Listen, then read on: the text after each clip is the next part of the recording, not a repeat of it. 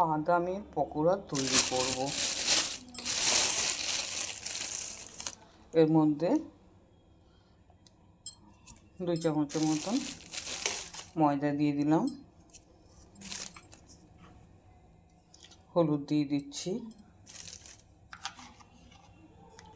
লঙ্কার গুঁড়ো, জিরার গুঁড়ো, আমি এর মধ্যে একটু সবজি মশলা দিয়ে দেবো,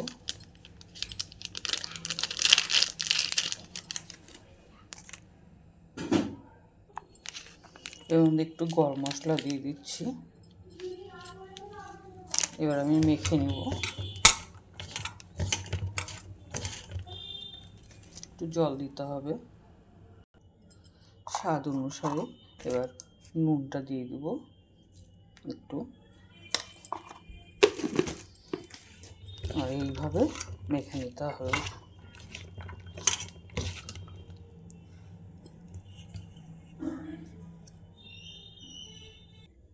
এই দেখুন মাখা হয়ে গেছে। এইবার আমি আস্তে আস্তে এর মধ্যে ছেড়ে দেবো তেলের মধ্যে। তেল গরম হয়ে গেছে, অল্প অল্প করে দিয়ে দেবো, খুব একটা বেশি দিব না, অল্পই করে দিব। এবার আমি এটাকে নেড়ে দিব হালকা হালকা করে। এই দেখুন, দেখেছেন বাদামটা আমি 4 ঘন্টা মতন ভিজিয়ে রেখেছিলাম। এই দেখুন হয়ে গেছে একদম। আমি এবার এটাকে তুলে দেব।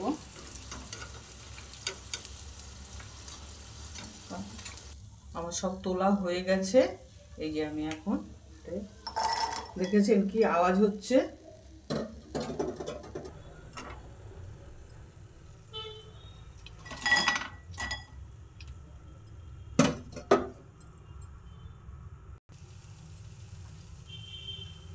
আর একটু বাকি আছে, আর একবার দিলেই আমার হয়ে যাবে।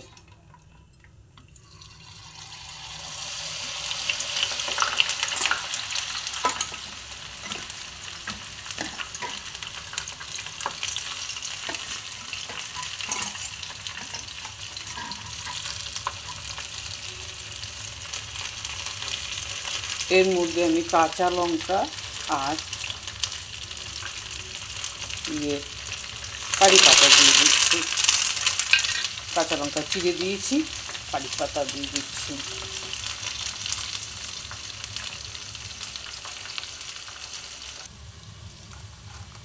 আমি এর মধ্যে একটু গোটা জিরা ছিটিয়ে দেবো। জিরাটা মুখে পড়লে ভীষণ ভীষণ ভালো লাগবে খেতে, ওই জন্য গোটা জিরা একটু ছিটিয়ে দিলাম।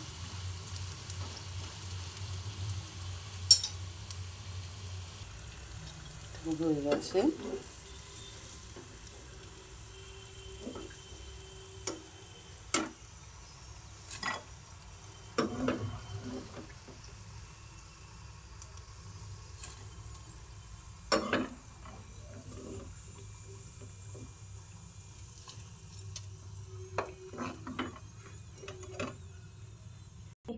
আমি একটু বিট নুনের মধ্যে মিশিয়ে দিচ্ছি। এই যে আমি ঝাঁকিয়ে নিচ্ছি একটু, দেখুন কি মচমচা হয়েছে একেবারে। আমার নাতনি, এবার আমি নাতনিকে একটু দিচ্ছি খাবারের জন্য। দেখুন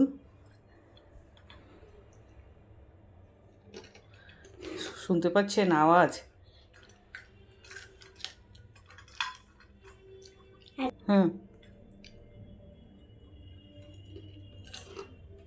শুনতে পাচ্ছেন যে কত মচমচা হয়েছে, আর সেই টেস্টি হয়েছে খেতে।